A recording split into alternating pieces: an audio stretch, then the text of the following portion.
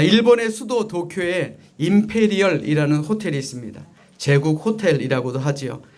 물론 지금은 예전 호텔을 허물고 새롭게 지었습니다마는 1922년 완공된 이 호텔을 지은 사람은 미국의 건축가 프랭크 로이드 라이트라는 사람입니다. 그가 이 공사를 처음 맡고 호텔을 지었을 때 무려 2년 동안이나 기초 공사에 매달렸다고 합니다. 그러니 돈도 많이 들어가고 또 기초 공사에 너무나 오랜 시간을 보내게 된 것입니다. 당연히 주변 사람들의 비난의 대상이 되었습니다. 도대체 저렇게 많은 시간과 또 저렇게 많은 돈을 투자해서 기초 공사를 할 필요가 있느냐, 비난을 많이 받게 됩니다.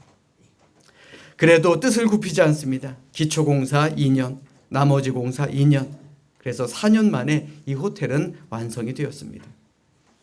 그리고 이 호텔은 돈을 무리하게 많이 지어서 지은 대표적인 건물로 여겨지게 됩니다. 그런데 이 호텔이 세워지고 1년 후인 1923년 관동 대지진이 발생하게 됩니다.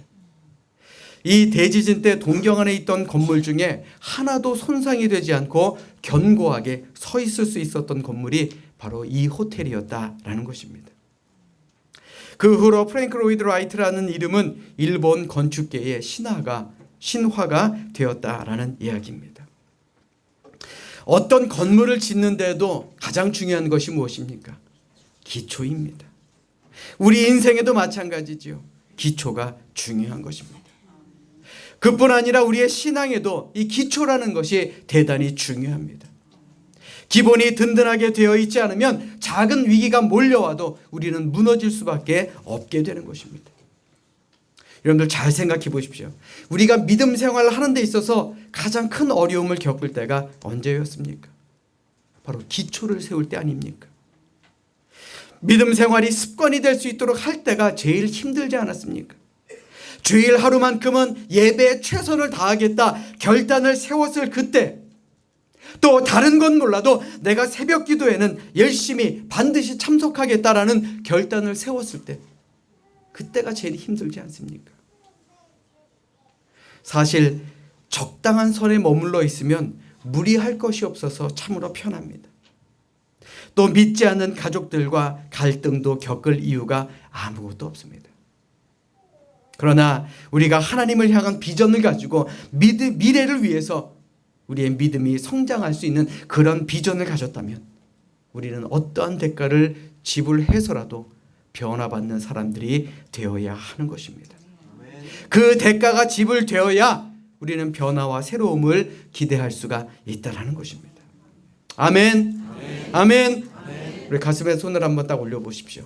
과연 나는 얼마나 기초가 든든한 신앙인인가. 바라기는 여러분들 모두가 정말 기초가 든든한 신앙인, 그래서 어떤 어려움이 와도 흔들림이 없는 그런 믿음의 신앙인들이 되시기를 주님의 이름으로 간절히 축원합니다. 아멘.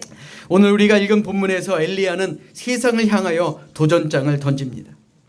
하나님을 버리고 우상을 섬기는 아합 왕과 그 세상에서 편하게 살기 위해서 신앙과 타협을 하는, 그래서 살아가는 이스라엘 백성들에게 도전장을 던진 것입니다.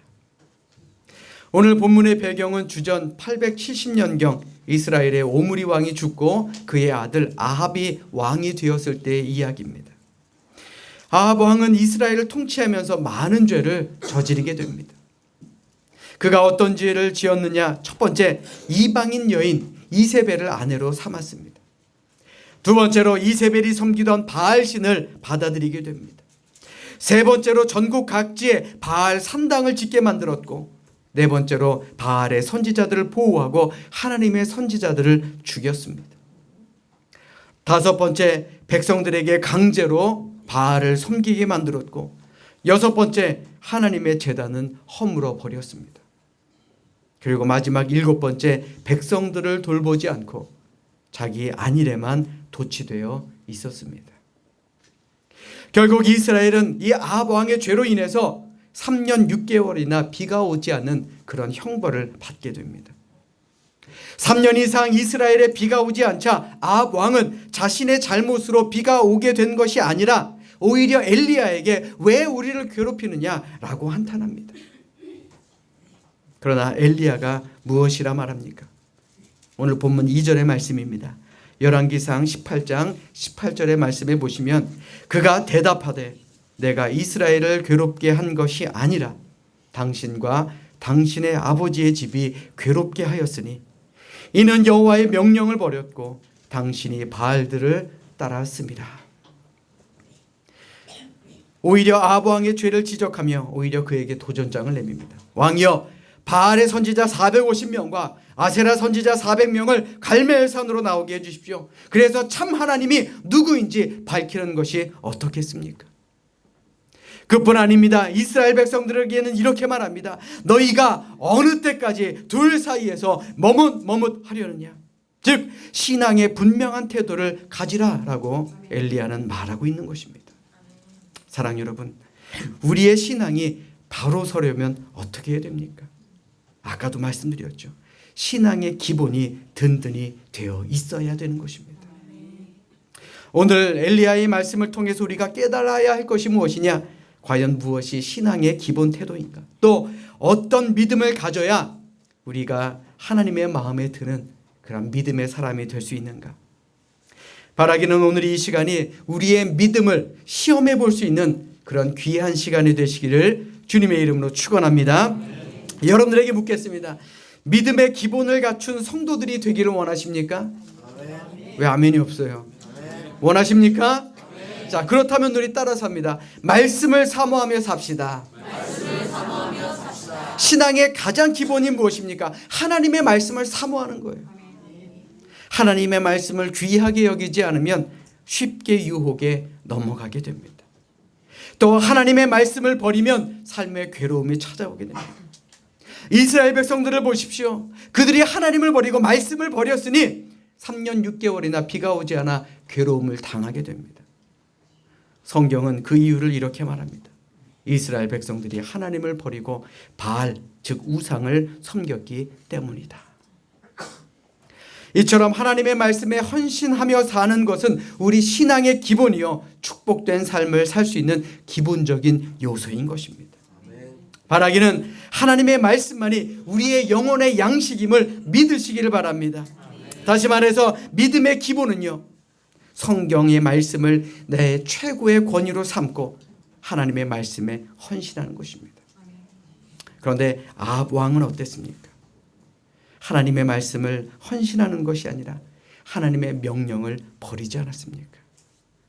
우리 열왕기상 18장 18절의 말씀 우리 같이 한 목소리로 읽겠습니다. 시작. 그가 대답하되 내가 이스라엘을 괴롭게 한 것이 아니라 당신과 당신의 아버지의 집이 괴롭게 하였으니 이는 여호와의 명령을 버렸고 당신이 바알들을 따랐습니다. 아멘. 신앙의 기초가 뭡니까? 말씀입니다. 그런데 그 말씀을 버리니 자신의 모습을 보지 못하고 깨닫지 못하게 된 것입니다. 오히려 아합의 엘리야를 탓했던 것처럼 남 탓을 하게 되는 것입니다.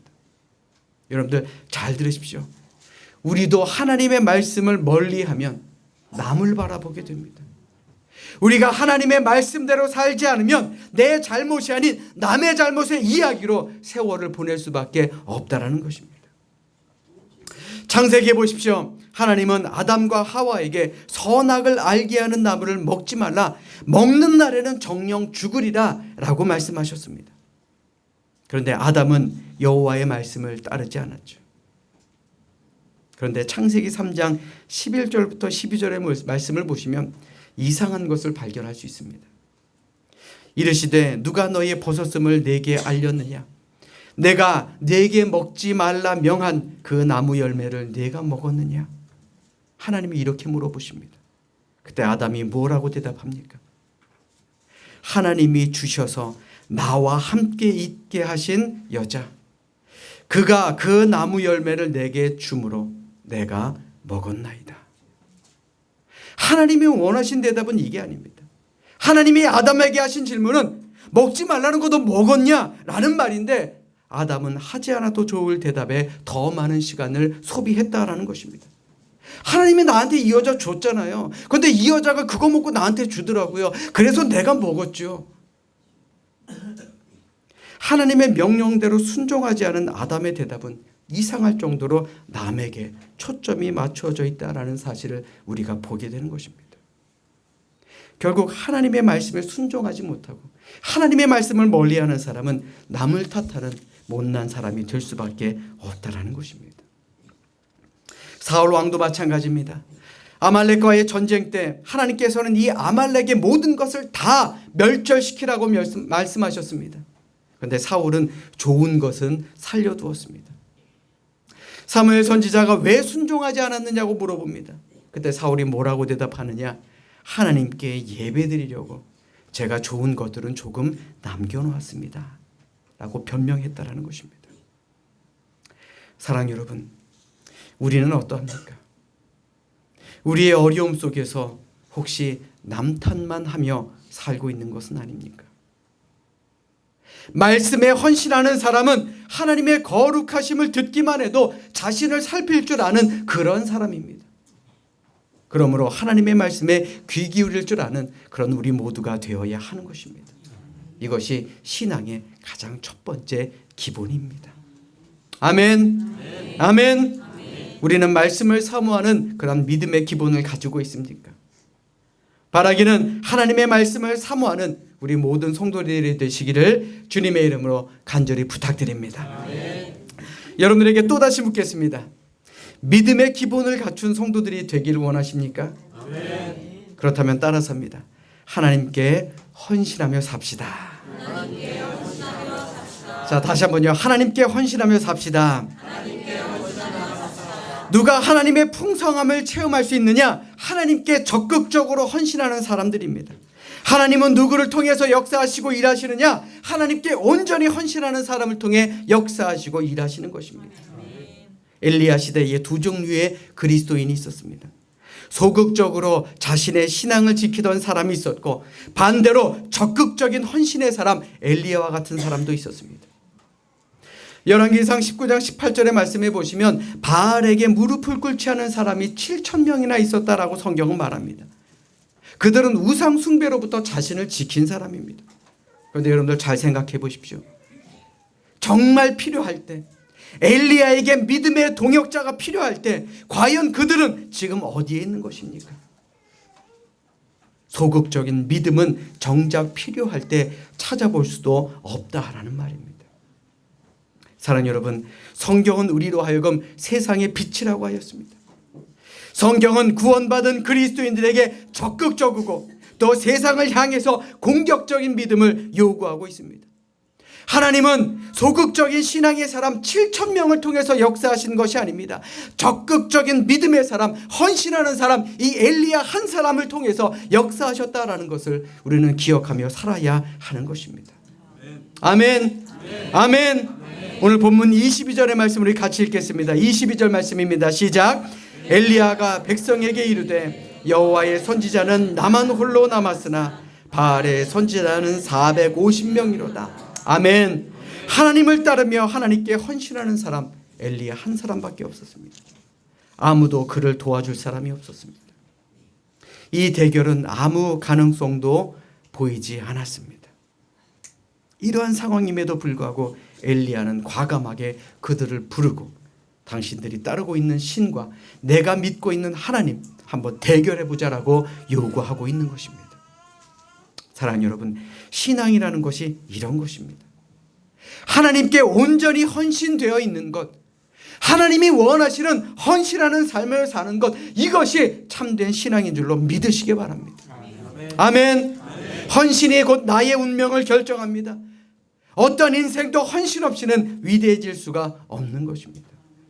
주님을 가장 잘 섬긴 자들은 재능이 있는 사람이 아닌 헌신하는 사람임을 믿으시길 바랍니다. 구세군의 창시자인 윌리엄 부스에게 한 기자가 이렇게 묻습니다. 어떻게 해서 이 구세군이 성공할 수가 있었습니까? 어떻게 해서 하나님을 널리 알릴 수 있었습니까? 라고 묻자 윌리엄 부스는 이렇게 대답합니다. 저보다 더 훌륭한 머리와 기회를 가진 사람들이 많이 있었습니다. 그러나 저는 저의 모든 것을 하나님께 바치기로 결심했었습니다. 그렇게 하나님께 나 자신을 던진 사람이 정말 고귀한 자가 됨을 믿으시기 바랍니다. 구소련을 공산주의 국가로 만든 레닌이 이런 웅변을 했습니다. 나에게 헌신하는 사람 100명만 주십시오. 세상을 바꾸어 놓을 것입니다. 그 말에 의해 소수의 공산주의자들에 의해 세계 역사가 바뀌게 되었습니다. 또 독일의 무니치 스타디움에서는 10만 명의 젊은이들이 모여 이렇게 함성을 외칩니다. 아돌프 히틀러, 우리는 당신의 것입니다. 그 결과 많은 희생자를 낸 세계 전쟁이 일어나지 않았습니까? 이러한 잘못된 젊은이들의 헌신도 세상의 역사를 바꾸어 놓습니다. 하물며 우리가 하나님께 헌신한다라고 결심해 보십시오. 가정이 변할 줄로 믿습니다. 우리의 일터가 변할 줄로 믿습니다. 우리의 교회가 변하고 나아가 이 나라와 이 민족이 하나님의 나라가 될 수 있을 줄로 믿습니다. 과연 우리는 어떻게 살아가고 있습니까? 진정 하나님을 사랑하며 살고 있습니까? 사랑한다면 그 사랑을 어떻게 표현하고 있습니까? 헌신하는 그런 그리스도인들이 되시기를 주님의 이름으로 부탁드립니다. 해링턴이라고 하는 분이 이런 말씀을 하셨습니다. 마귀가 가장 귀하게 사용하는 사람은 활동하는 죄인이 아니라 침묵하는 그리스도인이다 라고 이야기했습니다. 교회 안에 헌신 기피증이 전염병처럼 퍼져나가고 있죠. 쉽게 예수 믿자. 그래 편하게 신앙생활하자. 세상에 교회가 몇 개인 줄 아십니까? 셀 수도 없을 만큼 많습니다. 그런데 왜 이렇게 영향력이 점점 줄어드는 것일까요? 헌신하기를 원하는 그리스도인들이 자꾸 줄어들기 때문에 그렇습니다. 내 편한 대로, 내가 믿고 싶은 대로, 내 욕심대로 신앙생활을 하니까 교회에 수만 명이 모인다 한들 그 교회는 힘이 없는 교회가 될 수밖에 없다라는 것입니다. 사랑하는 여러분, 하나님은 지금도 헌신하는 사람을 찾고 계십니다. 교회에 몇 명이 모이느냐 이것이 중요한 것이 아닙니다. 하나님이 찾으시는 것은 하나님께 헌신하는 사람입니다. 그런 생을 살다가 주님 앞에 서고 싶지 않으십니까? 바라기는 하나님이 필요로 하는 그런 사람들이 되시기를 축원합니다. 교회가 필요로 하는 사람이 되시기를 주님의 이름으로 간절히 축원합니다. 여러분들에게 마지막으로 묻겠습니다. 믿음의 기본을 갖춘 성도들이 되기를 원하십니까? 되기를 원하십니까? 그렇다면 따라서 합니다. 예배에 헌신하며 삽시다. 다시 한번요. 더 크게 예배에 헌신하며 삽시다. 예배는요 하나님과의 만남입니다. 우리가 예배를 통해서 하나님의 능력, 하나님이 우리와 함께 하심을 경험할 수 있는 것입니다. 그러므로 예배에 실패하면 신앙생활에 실패하는 것입니다. 신학자 토저는 이렇게 말합니다. 하나님께서 사람을 부르셔서 먼저 예배자로 세우시고 그 후에 일하는 일꾼으로 세우신다. 먼저 예배자가 되어야 그 다음에 봉사자가 되는 것이지 예배도 제대로 하지 못하며 봉사자가 된다는 것은 잘못된 것이다 라는 말입니다. 여러분들 잘 들으십시오. 교회가 무슨 세미나, 무슨 집회, 이벤트 이런 거 잘하지 못해도 예배만 제대로 드릴 수만 있어도 우리는 귀한 일을 하고 있는 것입니다. 다시 말해서 예배가 사건입니다. 예배가 역사입니다. 예배가 일입니다. 예배보다 더 중요한 건 없습니다. 그렇기 때문에 우리는 예배를 내 삶의 중심에 가장 첫 번째로 놓아야 하는 것입니다. 이스라엘 백성들이 왜 고통을 당하고 왜 괴로움을 당하고 있습니까? 하나님께 예배드리던 그 예배단이 무너졌기 때문에 그렇습니다. 하나님을 향하던 이스라엘의 마음이 바알에게 빼앗겼기 때문에 그렇습니다. 이 시간 우리도 우리의 예배를 점검해 봐야 하는 것입니다. 혹시 하나님을 만나는 제단이 무너져 있지는 않은지 살펴볼 필요가 있다라는 것입니다. 우리 스스로에게 한번 물어보십시오. 이 예배가 내 인생에 있어서 얼마나 소중한가? 예배가 일보다 소중합니까? 예배가 인간관계보다 우선입니까? 그렇게 되어야 하는 것입니다. 봄철이 되고 또 가을이 되면 인간관계가 예배보다 중요한 분들이 많아집니다. 결혼식이 많이 생기죠. 또 날 좋은 동창회 모임이 있죠. 또 하늘은 맑으니 등산 가야죠. 또 푸르르니 골프 치러 가야죠. 주일을 범하고 사람을 만나는 일이 우선인 사람들이 얼마나 많습니까? 그런 사람들은 예배의 단이 무너진 것입니다. 많은 목사님들이 이런 하소연을 하십니다. 아니 왜 우리 교회는 아이들부터 청년, 어른 할 것 없이 예배 시간에 왜 그렇게 핸드폰만 쳐다보고 있는지 모르겠다. 그 예배 시간 1시간도 제대로 헌신하지 못하고 집중하지 못하는 사람들이 많으니 이 얼마나 답답한 노릇이냐 라고 이야기하시는 목사님들이 참으로 많습니다. 여러분들 잘 들으십시오. 예배는 능력입니다. 예배는 하나님과의 관계입니다. 그 관계가 끊어져서는 안 되는 것입니다. 여러분들의 심령의 예배가 바로 세워지고 예배가 회복될 수 있기를 주님의 이름으로 축원합니다. 우리 삼성교회의 예배 두려움이 있고 감격과 감동이 있는 예배가 될 수 있기를 주님의 이름으로 간절히 축원합니다. 사랑하는 여러분, 오늘 본문의 전체를 이끄는 중심 메시지는 참으로 단순합니다. 믿음의 기본을 세우라는 것입니다. 여호와를 따르든지 바알을 따르든지 분명하게 하라. 신앙은 한마디로 결단입니다. 머뭇거림이 아닙니다. 세상과 하나님의 법 사이에서 어정쩡한 자세를 취하는 것도 아닙니다. 오늘 이 시간 우리에게 필요한 것은 지금 이 순간 결정할 수 있는 결단력입니다. 우리의 믿음이, 우리의 결단이 주저하고 약해지면 약해질수록 우리의 믿음 역시 약해지는 것입니다. 엘리야가 이스라엘 사람들에게 말했던 어느 때까지 머뭇머뭇하겠느냐. 이것이 오늘날 나를 향한 하나님의 말씀은 아닙니까? 어느 때까지 머뭇머뭇하겠느냐.